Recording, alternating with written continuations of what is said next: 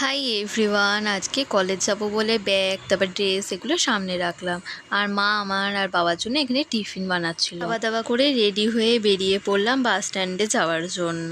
আমাকে bus stand অবধি বাবা বা মা দিতে চায়, বেশিরভাগ সময় মাই দিতে আসে, বাবা যেহেতু কাজে থাকে। তো আজকে বাবাই দিতে এলো। আমার যেহেতু 11টা থেকে ক্লাস ছিল, তাই তাড়াতাড়ি কলেজে পৌঁছে গেছিলাম। আমার ক্লাস শেষ হয়ে গেছে, এখন ওদের সাথে দেখা করলাম।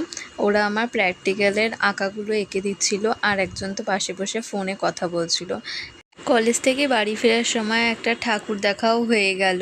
অনেকক্ষণ ওয়েট করার পরে তেঁতুলতলায় আসার জন্য কোনো বাস পাচ্ছিলাম না, তাই আজকে লেক টাউন থেকেই বাড়ি ফিরছি। বাড়িতে চলে এসেছি, আর আজকে আমাদের এখানে বৃষ্টি হয়েছে, এখন আবার রোদও উঠেছে।